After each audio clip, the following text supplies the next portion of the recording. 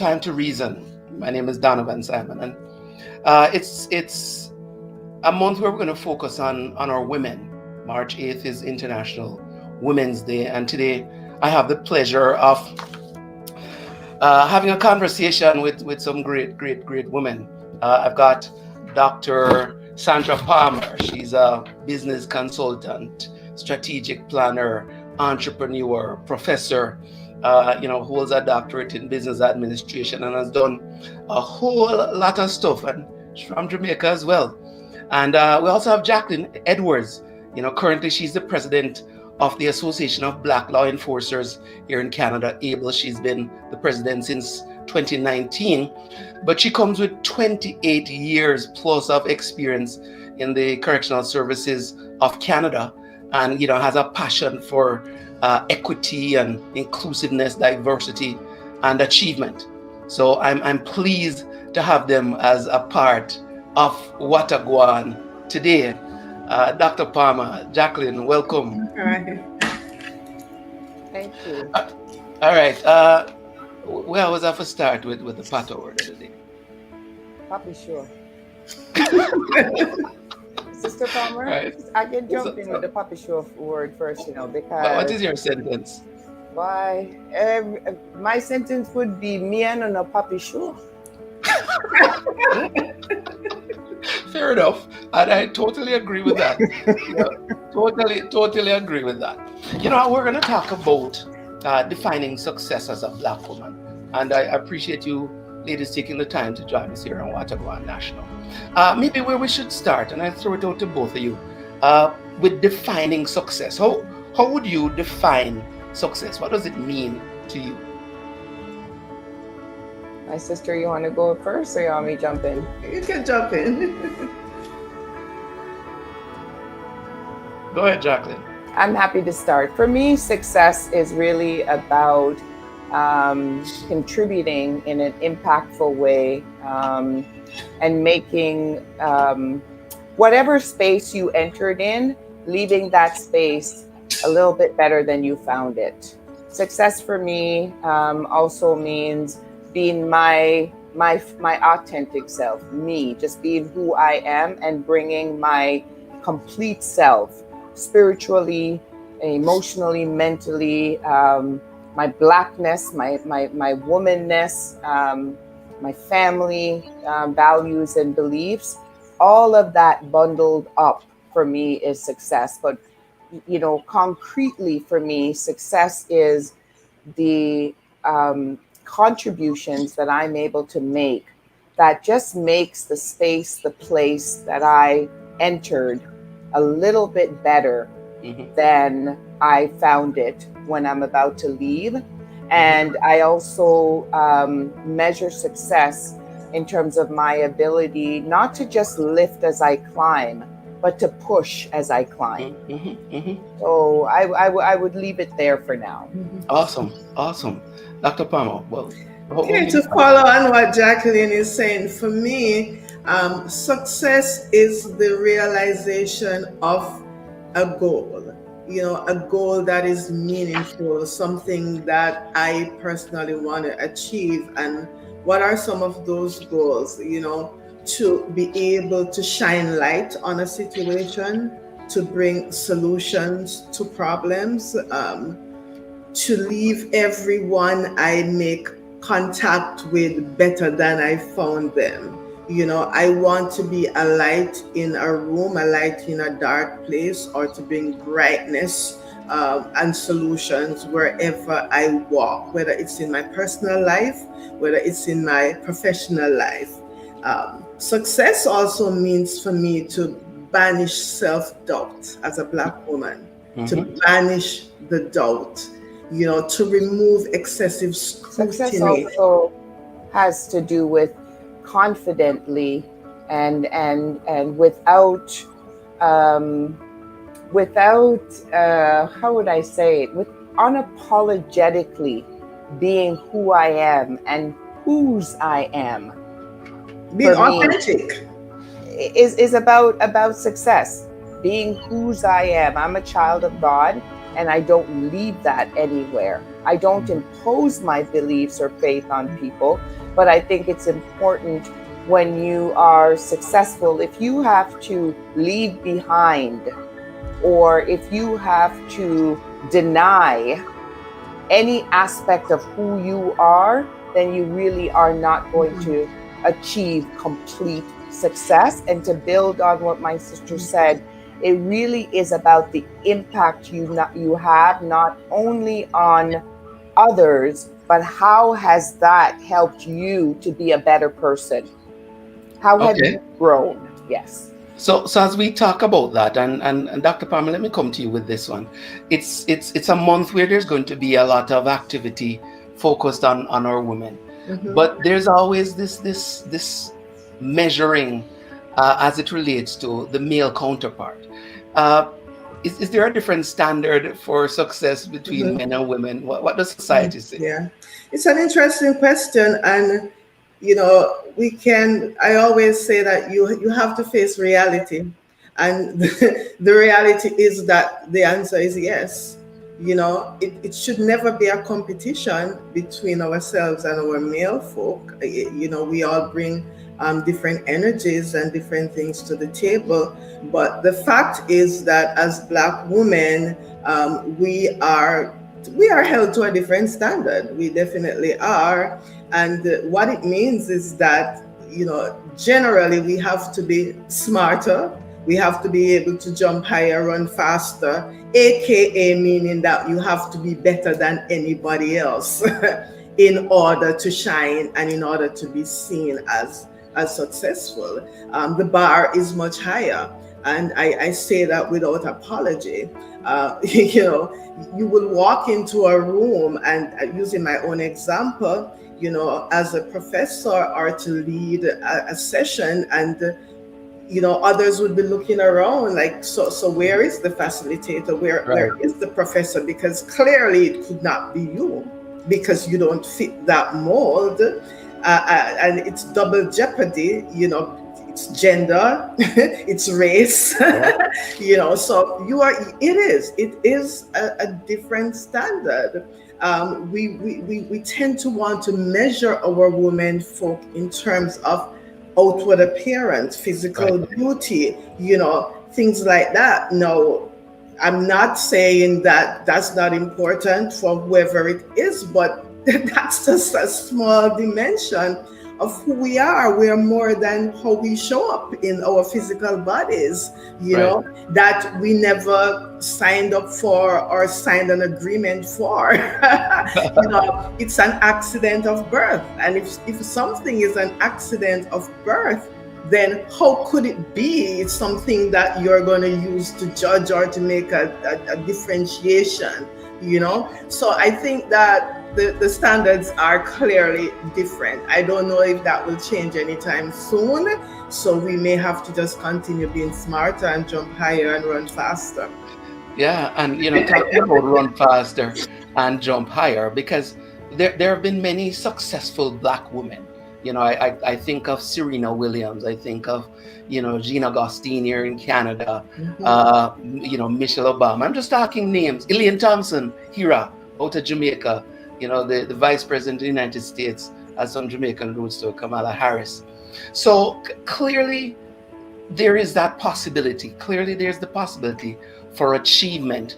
But there are still some things that stand in the way. And I want to go to culture a little bit here, Jacqueline. How does culture play into this a little bit? Does it? Well, I have to big up my Shelley Ann Fraser to, me not. All right, yeah.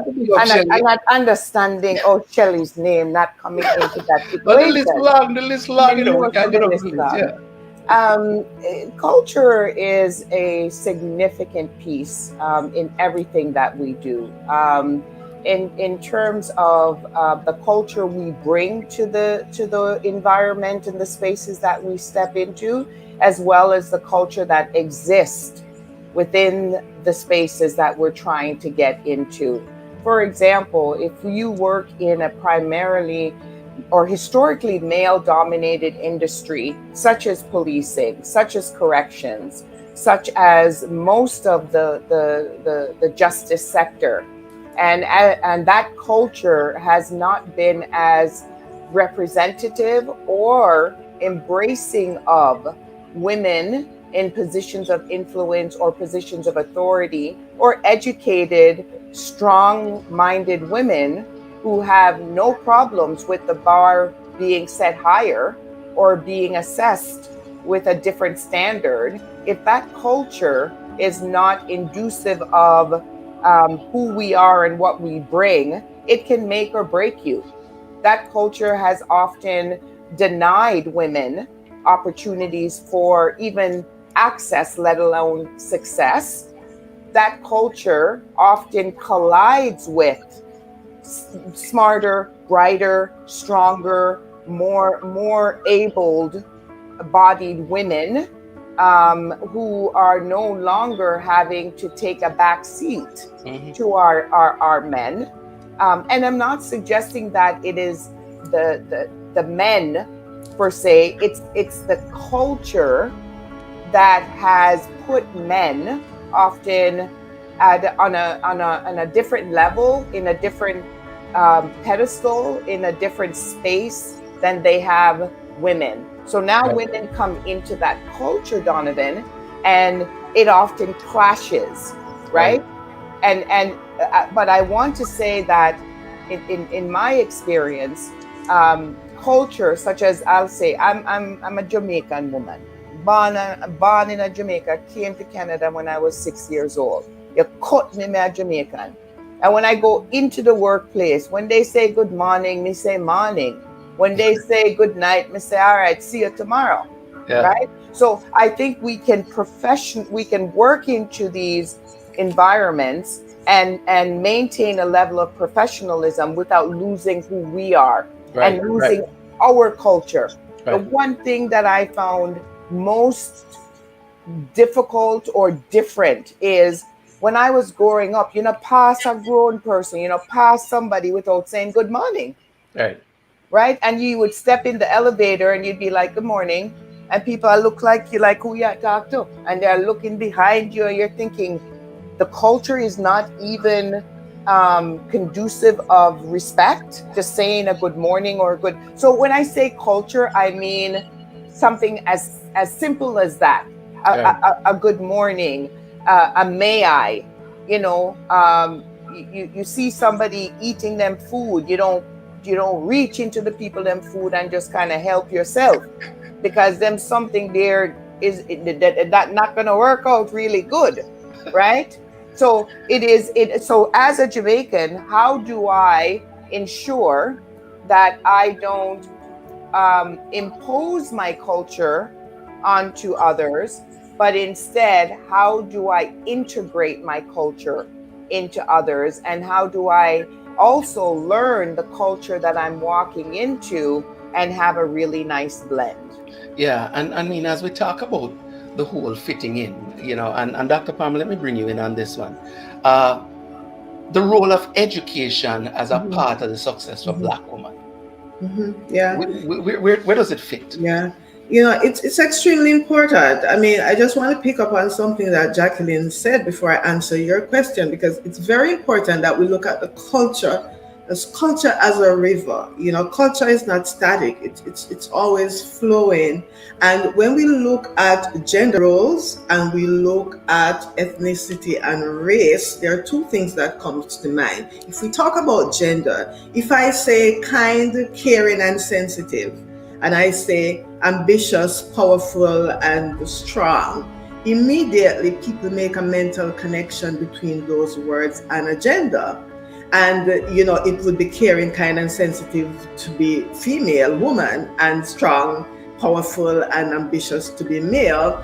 And if you close your eyes and flip the script, then it could go either ways. So that's a part of the culture that we deal with. Like if you're a woman and you are strong, ambitious, and powerful and come across as self-assured, Aggressive. knowing who you are, then there are some other words that are used to define you that are not quite complimentary. Right, right. However, if a male counterpart had those traits, they would be sailing all the way to the boardroom and the C-suite. So there's that part of the culture that we have to deal with. And then we have the race part of the culture. I'm born Jamaican. I resigned between Florida and Jamaica, but I spend more time in Florida now. And when I look at that space, what I find is that, you occupy a space where you don't see a lot of people who look like you. And education is one of what I call the great, it makes the playing ground almost level to the extent that some people actually become anti-education when they come across Black women who are highly educated. And that's something I can speak about from my own experience. So what you find is that, the majority may say, okay, people like us do this. People like us occupy these spaces and people like you don't. So when you show up in those spaces, you're either invisible meaning you are the help, you are the wait staff, you are there to take notes, but clearly not there to contribute anything of value. Or you're under the spotlight. It's like you can't win. So you're under the spotlight. I'm going to watch you fail. Yeah, I'm going to hand you this job, this position, and it's a glass cliff. Meaning when everybody else has failed at it, I'm going to give it to you because I'm going to ensure that you are going to fail. And no one can say I didn't give somebody who looked like you a chance. But it's a glass cliff. It's a setup. It's a setup, So the culture that we find ourselves a part of, it causes us to pull on a deep part of our souls because you have to show up every single day with emotional intelligence. You have to show up every single day, be agile, and you have to be authentic at the same time because I can't not be me. Right. I am my skin, I am my hair, I am Jamaican, I am my accent, I am my background, my upbringing. I can't leave that at home. Yeah. So if I'm in a space where I can't be fully me, then maybe I don't belong in that space. Maybe I'm not accepted in that space, But back to your point about education, I think that if I were to say anything to a young woman, a young girl today, irrespective of your circumstances, once you can have a dream and hold that dream in your heart and in your mind, education can open doors for you. And if the doors won't open, sometimes you have to kick them in, but I find that with education, I wouldn't even say the sky is the limit. I would say there is no limit. Yeah, we do the spacewalk. Let's segue from the opening of doors and the opening of windows and talk a little bit about the journey, because some of it is the breaking of ceilings, right? And setting, in some cases, new ceilings are just opening it up to the sky. Jacqueline, maybe let's talk a little bit about your journey. You're now the president of ABLE, first female president of ABLE. Just quickly, what was that journey like? To be honest, because I'm the president of the Association of Black Law Enforcers, my gender and being a Black woman was not as big of a hurdle for me because I'm amongst my own. And I'm going to say it one time real quick. It does make a difference. I think that if I was trying to be president in an association that wasn't committed to equity, inclusion, and diversity and bringing up our own, I might have had a different journey. Mm-hmm. With that said, though, I can share experience in terms of being a woman working in the correctional field, right, and being I was one of two Black females amongst 300 plus staff. And interestingly enough, you know, when we leave a room, and I'm sure this is the same with Professor, when we leave a room, they remember the Black woman. Rarely do you hear somebody say the Black female that was at the table. The white female who was at the table. You hear the Black woman that was here. You know, the one with the curly hair, or, you know, the one that was wearing this or that or the other. The journey for me over the years has not been as difficult because I believe of my upbringing. I come from a country where I was not taught to be substandard or less than anybody else. I came from a country where I saw doctors and lawyers and police officers and every industry represented of Black people. So when I came to Canada and I started going into the workforce now, and I'm hearing that because I'm Black, I can't do this, or because I'm Black, I'm going to be treated differently. I'm like, well, no.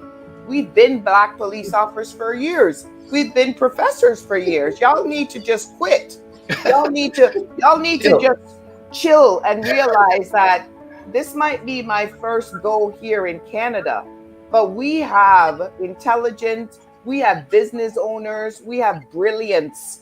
And I come from the Arawak, my Arawak ancestry, where we have the audacity to dare, have the tenacity to try. And so my journey has not been very complicated or difficult, but I can tell you that my journey is not the majority of experiences for Black women entering into male dominated fields. But right. If I may, I do want to say though, that even though the journey is difficult, we rise. Right. When we see the obstacle, when we see that hurdle there, we have jumped that hurdle now. When we see the pitfalls and we are standing firmly into knowing who we are. And as Professor Palmer says, the education helps us because it's one less barrier. It's one less something then can fling pan we and say, oh, well, if you had a degree, we would have considered you. And you're like, I got that. Well, that's a good one. You know what I mean, Donnovan? If you had experience, we could. I have that. If you could speak another language, moi je parle français. Got that too, right? So I don't want our audience or anyone to feel somewhat pity for women or feel that no, don't pity us. Get out of our way. Get out of our way because we're coming.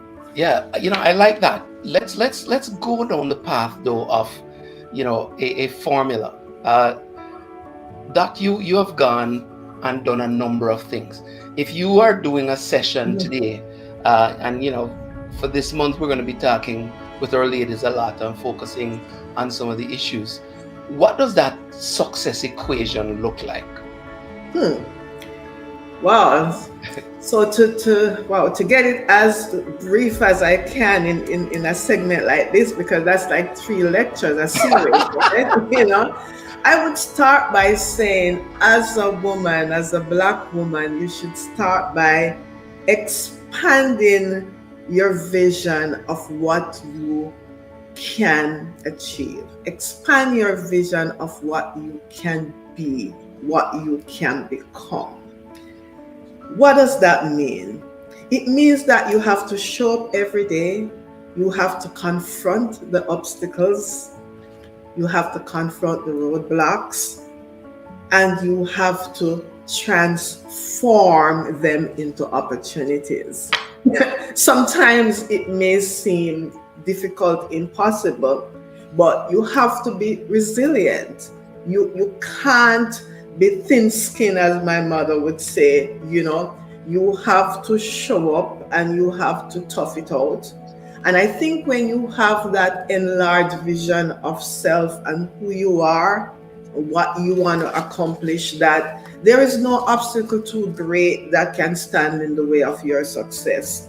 You know, if you have a well-defined sense of self, and that is extremely important. And as Jacqueline said, I mean, and I share that same view, where we are from, we don't know can't. We don't know that you shouldn't do this, you shouldn't go there. That is not for people like us, because no, that's not a part of our psyche. And I think that's the difference when people lump all black people or all black women in the same box, because we have a different experience. And I'm not knocking anyone's experience. I'm just saying that our unique experience allows us to bring to the table a totally different perspective. We feel that we are enough. We feel that we belong. In my organization as vice president here in a national organization in the US, when I show up as a leader, I show up as a woman of color, but I don't show up feeling that I am less than. I don't have any self-doubt. I don't wonder, do I deserve to be here? No, I know that I have earned my place here at the table, and not just at the table to hold a space at the table. No, to make deals, to make decisions, to be strategic. And it's a different kind of thinking. And so if I were to say to somebody, what's the game plan? What's the formula? I would say, know who you are. Don't allow anybody else to define you, because they will place you in boxes that you don't belong. So you have to know who you are, and you have to treat others how to treat you.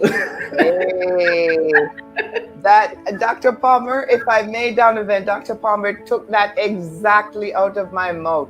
You have to teach people how to treat you. And Dr. Palmer, in addition to knowing who we are, we have to know whose we are. I believe that foundationally, and I don't mean from a necessarily, for me spiritually, but I also mean from where we come from our ancestors, from the thousands of years that has happened before we are who we are. And I would encourage younger than me folks to be first and foremost your biggest fan. Be your number one supporter. And when there's no chair at the table, bring a folding chair. Yep. I agree with that, Jacqueline. You will show up and there will be microaggression, there will be identity abrasion, and there will be sometimes outright discrimination. But guess what? That's on you. That's on you. That's on you. Dr. Palmer and Donnovan, I had somebody say to me, Jackie, we can go get you a chair. First of all, I'm saying I pre-registered, so you knew how many people were coming, so you should have made sure there was enough seats at the chair. So I said, it's okay. I'll just go first and stand, and then the next presenter, he or she, they can stand, and I'll sit in that chair. And the next presenter can stand, and so on and so on and so forth. Here comes a solution, right? See the solution there. I tell you. Listen, we could go on much longer. This is awesome. The energy is great, but the clock is ticking. So I forget to the wrap up. A word of advice to our women about success. If you get 30 seconds to say, here's my word of advice to, our women and our men, anybody watching, because you know what? All of us need to learn this. What would that be? Let's start with you, Dr. Palmer. Okay. My word of advice would be that you have to show up. And you can't show up when you feel like showing up. right? This is a professional sport here. This is not amateur sport. You have to show up every day whether you feel like it or not. Two, because of the lay of the land, which I won't go into that explanation, we must show our extraordinary abilities every day, because we are going to be judged by a higher standard. But I have no fear. Bring it on. Show your extraordinary ability every day, because wherever we go, we are going to shine. We're going to shine. You better get sunglasses. We are going to shine. Now, the next thing is that, remember, you can't do it alone. You need support. You need mentors. You need advisors. You don't know everything. And you have to understand the other culture as well. Sometimes we can walk a little bit too briskly and shake the world. And there is a time for that. But sometimes you have to trod gently. Yes, so you have to know when to pivot, right? But persevere, be resilient, and hold that door when you go through that door and let others in. I had a sister who recently said, sometimes, holding the door can be tiring. Take off the hinges. Keep going. My advice would be keep going, and remember, what got you here won't get you there. So continuous learning, continue to learn and educate yourself, continue to honor who you are, whose you are, hold on upon what brought you to where you are, and never forget your roots. Continue to give back to your community and never ever forget your root.